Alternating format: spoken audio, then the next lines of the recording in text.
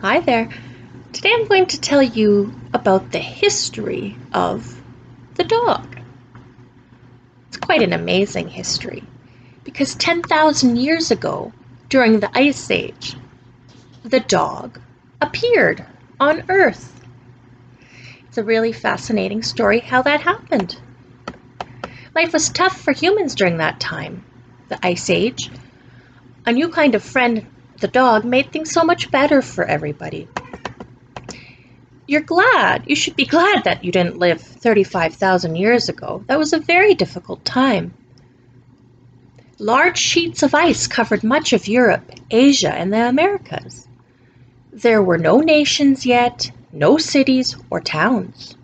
For many of our early human ancestors, life was a daily struggle for survival.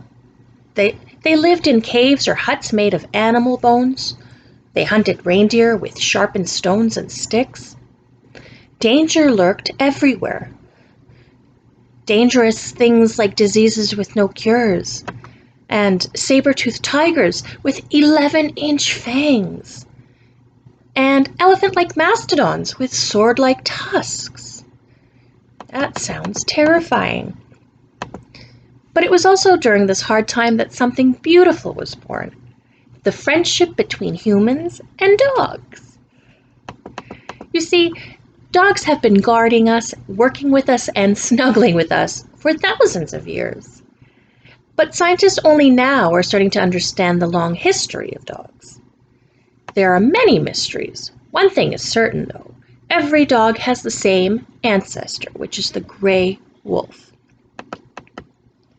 This doesn't mean that a fierce wolf suddenly and magically morphed into a dog like a Chihuahua. That's impossible. The change occurred gradually over thousands of years. Scientists speculate that the first dog appeared between 15,000 and 38,000 years ago. At that time, many animals, including the wolf, posed a threat to humans. But at some point, a group of humans and a group of wolves teamed up. How did this happen, do you think? One theory is that a few wolves crept into human campsites. Lured by tasty food scraps, these wolves were less aggressive than other wolves, but they still helped protect humans from dangerous predators. And so humans let these wolves stick around. The Chandler Wolves, their bellies were full of human food, and they lived longer than other wolves. They gave birth to even gentler babies, which grew up to have gentler babies than that of their own. On and on this went until a new, calmer breed of wolf emerged. As the centuries passed, the wolves living near humans continued to change. Their bodies got smaller, their ears floppier, they became friendlier and more eager to please humans. Soon, a new kind of creature had developed, which was the dog. Dogs were the first domesticated animals, that is, animals bred and raised to live amongst us. Today, there are many kinds of domesticated animals. Cows that give us milk, chickens that lay eggs, horses that we ride, and sheep that provide wool. But dogs were the very first. Eventually, human beings put dogs to work in new ways. Dogs became trained hunters, fighters, and animal herders. Roman warriors marched into battle alongside enormous war dogs. In ancient Egypt, some hunting dogs were so prized that they were turned into mummies and buried with their owners when they died. Dogs helped in less ferocious ways, too. Before people used forks, spoons, and napkins, they'd wipe their greasy hands on dogs that sat by their tables. On icy winter nights, people used dogs as foot warmers. Some European kings wouldn't take a bite of food until their dog had tasted it first. Only then could they be sure that the food had not been poisoned. In the Americas, Dogs have been working alongside humans for thousands of years. Native people used dogs as guards and hunting companions. George Washington plotted Revolutionary War battles with his hunting dog, whose name was Sweetlips.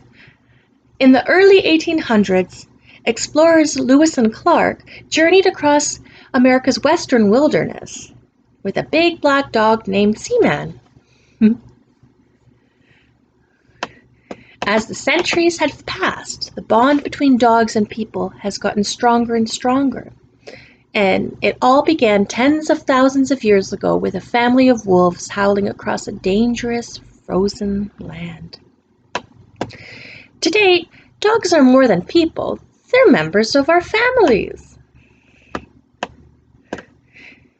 Nearly 50% of American families, and a little less than that of Canadian families, own at least one dog.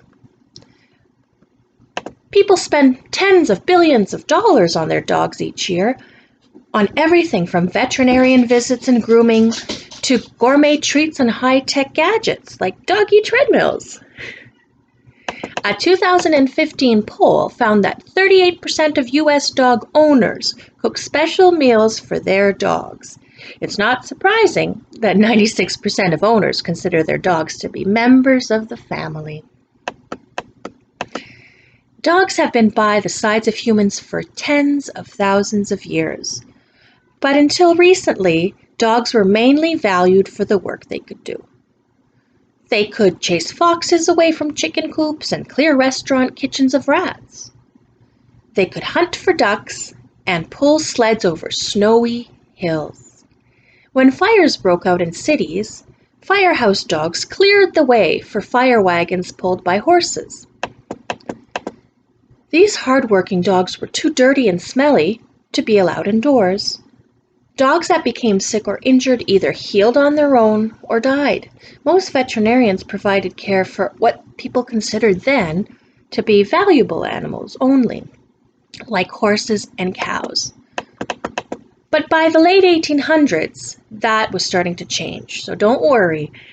America was becoming wealthier, so because they had a little bit more money, people could afford to feed and care for a pet.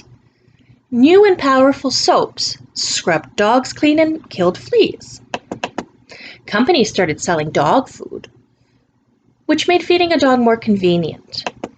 Veterinarians opened offices just for treating dogs and other pets. In the 1950s, some of the most popular TV shows like Lassie and The Adventures of Rin Tin Tin helped turn dogs into all-American pets. Of course, Americans have embraced other pets too. For instance, there are more cats in American homes than dogs. But humans have a uniquely powerful relationship with dogs, one that scientists are just beginning to figure out. Studies show that dogs really do improve our lives. Walking a dog several times a day improves the health of elderly people. Dogs can help children with autism and other challenges cope with stress. New research is helping to show the scientific basis for our connection to dogs. In 2015, Japanese researchers found that when humans and dogs gaze into each other's eyes, something happens inside both species' bodies. Both the humans and the dog's brains release a chemical that makes them feel close. This is the same chemical that helps mothers feel close to their babies. Another study showed that when humans point to something, dogs look where they're pointing. This shows that dogs try to understand us. Not even our closest animal relative, which is the chimpanzee, does that naturally. Today, dogs help humans in many incredible ways. They lead people who can't see. They find people who are lost. They comfort wounded soldiers. But most dogs have one main job, and that is just to love us. And I think that that's enough for most of us.